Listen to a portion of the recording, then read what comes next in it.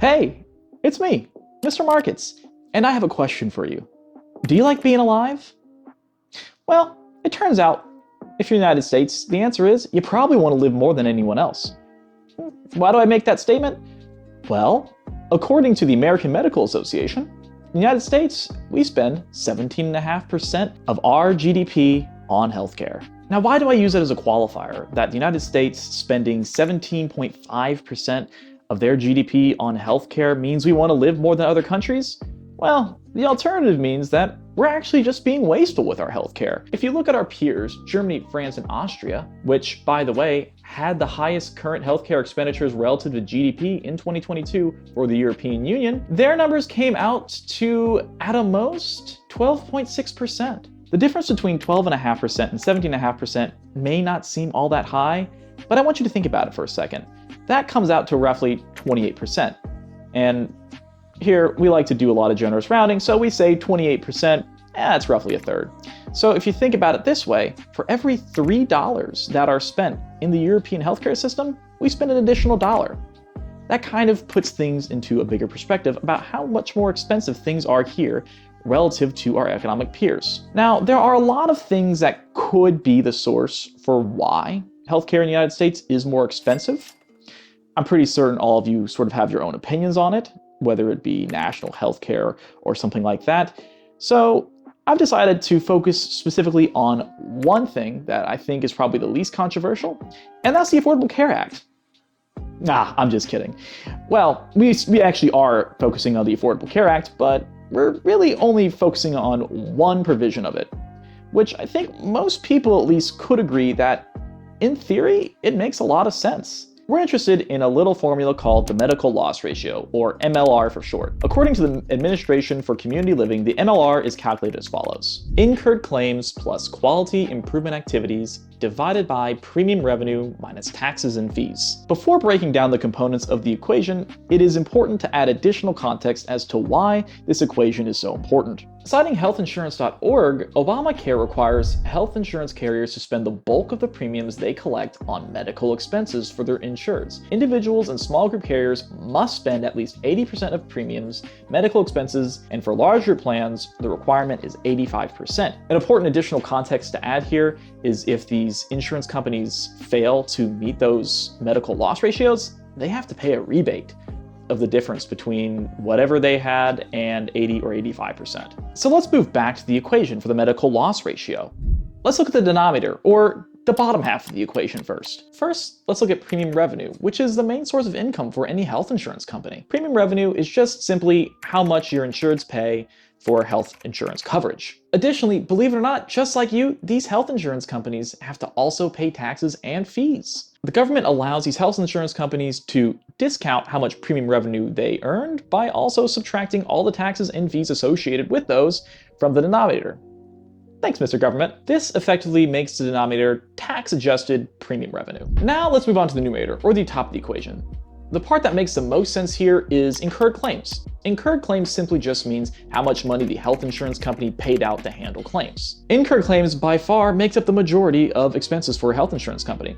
I mean, that's kind of the whole reason they're in business. Before we move on to the last part of the equation, let's do a little recap and make sure we're following. In a simple world, realistically speaking, you only have two main components: how much you're paying out as a health insurance company and how much you're making. So let's say effectively, after taxes and fees are taken out, the insurance company makes $100, and then it pays out $90 in incurred claims. What does that make its medical loss ratio? 90%, which, by the way, would be north of the minimum medical loss ratio imposed by the Affordable Care Act. That means that the health insurance company could take the remaining 10% of money, and it could hopefully pay off its administrative fees or whatever you want to call the rest of its activities, and then take the rest of it as profit. The last part of the equation that we haven't talked about yet is quality improvement activities. Now, this is intentionally left vague in the Affordable Care Act to essentially allow for health insurance companies to invest in the healthcare system. If you'd like to see what qualifies as a quality improvement activity, I'd love for you to take a look yourself, because personally, my eyes bleed when I look at this law. So we're just gonna go ahead and keep it simple and call this investment income into the healthcare system. Some people are critical of this quality improvement activity section. According to Brett Spark, president and co-founder of Auroras, He said that quality improvement activities are defined too broadly. More specifically, he says this broad definition creates a significant loophole. According to a 2018 Government Accountability Office report, insurers frequently reclassify administrative expenses as quality improvement initiatives to artificially inflate their MLR. He includes a few examples: marketing campaigns disguised as wellness programs, administrative overhead relabeled as care coordination, and IT costs categorized as clinical improvement systems. Further, he states by shifting these costs from the administrative column to the quality improvement column, insurers can report higher MLRs without increasing actual spending on patient care. If health insurers are able to reclassify administrative costs as quality improvement activities, they're going to be able to increase their profits through just a little bit of creative accounting. Let's take a look. Over here, we have our sexy medical loss ratio equation, and on the right, we have our more important equation, the profit calculation. The reason why that max number exists is because effectively the medical loss ratio sets a profit floor at 80% at the very least. So just think that if it goes below 80%, then it makes sure that it forces an 80% because they're going to have to pay a rebate to their insureds. Now let's think about the simple world that we talked about earlier, where the incurred claims came at $90 and premium revenue came in at $100. Well, as discussed earlier, this brings our medical loss ratio at 90%. Now, if we also assume that our administrative costs clock in at $10, this brings us to a profit of $0, which makes us very unhappy. Let's look at an interesting scenario. Let's assume the next year your incurred claims actually drops by $70, but your premium revenue stays fixed at $100. This might seem like a bad thing at first because you're going to be coming in below that medical loss ratio of 80%. But someone in accounting came up with a very creative way of reclassifying 100% of your administrative costs and putting it over to the quality improvement activities, which then very conveniently bumps your medical loss ratio out to 80%, which, by the way, now your administrative costs are $0. This means your profits have turned into $20. Hey, we're happy now. While this accounting manipulation may lead to some worse healthcare outcomes via the vector of fewer claims being paid, realistically speaking, there's only so much of that these health insurance companies could do before they would get caught. Look at this graph of this Gallup poll.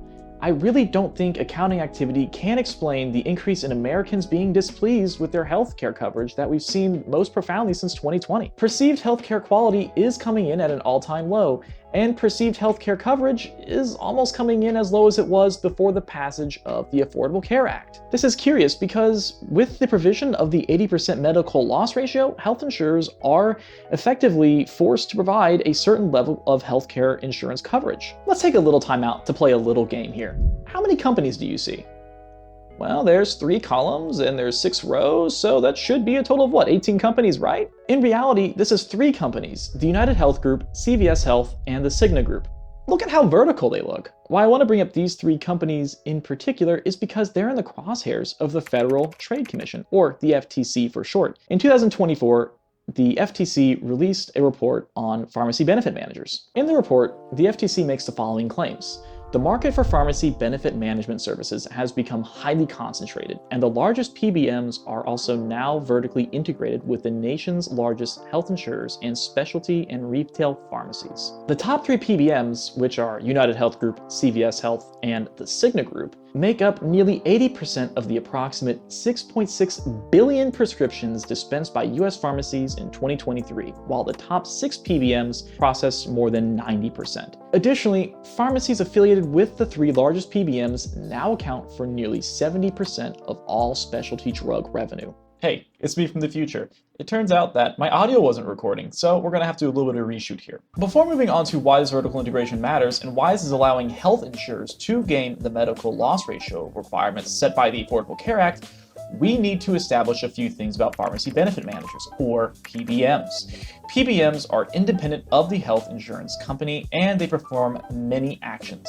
The main function we're interested in is they determine with health insurance companies what drugs the health insurance plan covers for their insureds. The profit structure for these PBMs is a little murky, but an article from the Pharmacist Society of the State of New York helps us understand how these PBMs make money. They state PBMs work with the drug makers to develop the formulary. In the process, PBMs negotiate and are incentivized by manufacturer rebates, which they keep in part or whole. The more expensive the covered drug, the higher the rebate. And while the term rebate usually means the buyer receives some money back post-purchase. This is not the case for prescriptions. PBMs will often structure their contracts to allow them to collect and keep rebates as part of an administrative fee or rebate sharing arrangement with the health insurance plan instead of passing the rebates to its rightful owner, the purchaser of the medication. Armed with a better understanding of what pharmacy benefit managers do, we can finally tackle the question: how are health insurance companies circumventing the medical loss ratio requirement outlined by the Affordable Care Act? The short answer is they aren't. The three large healthcare providing companies, UnitedHealth Group, CVS Health, and the Cigna Group, are parent companies, and only their health insurer subsidiaries are subject to the medical loss ratio profit cap outlined by the Affordable Care Act. That means the pharmacy benefit management firms that those three parent companies own, which supply roughly 80% of the total market for prescriptions, are also not beholden to a profit cap. If those pharmacy benefit managers happen to work out an agreement with the health insurance arms that rebates are really just administrative fees, so pharmacy benefit managers can keep most, if not all, of the rebate from the drug manufacturer, that means the incurred claims part of the numerator suffers from inflated drug costs, and the parent company that owns both the health insurance company and the pharmacy benefit manager just pocket the excess profit from the pharmacy benefit manager. In much fewer words, the vertical integration that healthcare providing companies have undergone since the passing of the Affordable Care Act allows them to inflate the medical loss ratio for their health insurance subsidiary through the vector of transfer pricing, or the cost to do business with itself. This isn't an allegation that I'm making, this is an allegation made by the FTC in its second interim report on prescription drug middlemen. Sir, a second interim report has hit the prescription drug middlemen. What? Staff's latest report found that the three big PBMs, Caremark, Express Scripts, and Optum Rx, marked up numerous specialty generic drugs dispensed at their affiliated pharmacies by thousands of percent and many others by hundreds of percent. Such significant markups allowed the big three PBMs and their affiliated specialty pharmacies to generate more than $7.3 billion in revenue from dispensing drugs in excess of the drug's estimated acquisition costs from 2017 and 2022. The three big PBMs netted significant revenues, all while patient, employer, and other healthcare plan sponsor payments for drugs steadily increased annually, according to the staff report. It is important to mention that in a vacuum, even if these healthcare providers have been gobbling up pharmacy benefit managers, they might not actually be affecting their medical loss ratio all that much. Really, it is important to figure out how much business these companies are doing with themselves in order to quantify the magnitude of the effect here. After looking into a few SEC 10K annual filings for UnitedHealth Group, we find that as of 2018, UnitedHealth Group's total consolidated revenue was coming in at a meager $226.2 billion, and intercompany eliminations, or revenue from internal transactions, were coming in at $60 billion. In relative terms, that means that UnitedHealth Group in 2018 theoretically would have made an additional 26.5% in revenue if it wasn't doing business with itself. Looking at the same filings for 2023, we find that UnitedHealth Group's total consolidated revenue was coming in at $371.6 billion, and its intercompany eliminations were coming in at $136.4 billion. In relative terms, that means that UnitedHealth Group in 2023 theoretically would have made an additional 36.7% of its revenue if it wasn't doing business with itself. The reason for doing this is showing a clear picture. Internal transactions in UnitedHealth Group have increased way faster than its revenue has in recent years, indicating that vertical integration has been significant, which can allow for some gaming of the medical loss ratio through similar vectors as discussed earlier by the FTC. Now, there are arguments that exist that vertical integration can lead to positive outcomes. CVS President and CEO Karen Lynch in CVS Health's 2021 Investor Day said the following: "By leaning into our high-growth foundational business and expanding our reach in areas like health services and primary care, we have an opportunity to shift care to be more centered around the consumer, while capturing a meaningfully greater proportion of health care spending. Ultimately, this plan is only possible with our unique combination of assets, which will allow us to lower costs, increase access to quality care, and improve health outcomes for consumers, patients, and members, while delivering superior results for shareholders." Even in academia, there are studies that at least cite the possibility that this vertical integration has decreased spending in the healthcare industry. A study done by Richard G. Frank and Conrad Milhow which had a commentary posted on Brookings, stated the following: vertical integration could either increase or decrease Medicare Advantage plan spending. On the one hand, obtaining certain types of goods and services through related businesses could improve Medicaid Advantage plans' efficiency and thereby reduce their spending by eliminating double marginalization or improving care coordination. This is a little fluffy because the authors immediately afterwards go,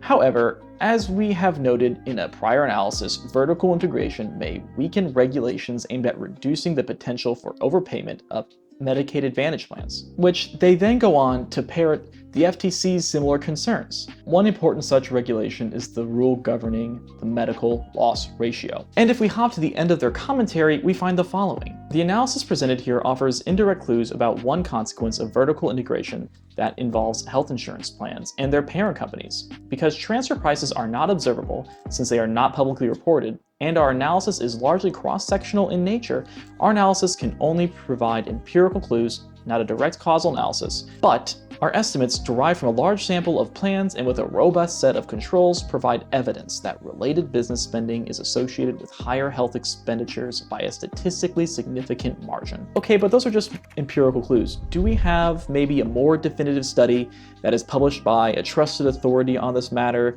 that vertical integration has hurt healthcare expenditures in the United States? Well, yes, we do. Thanks for asking. A study published by the National Bureau of Economic Research found the following. As the market share of vertically integrated insurers grew, premiums increased rapidly for non-vertically integrated plans using a rival insurer's PBM, while premiums decreased slightly for vertically integrated plans. This premium increase was particularly pronounced following Katarman's exit, the last significant standalone PBM.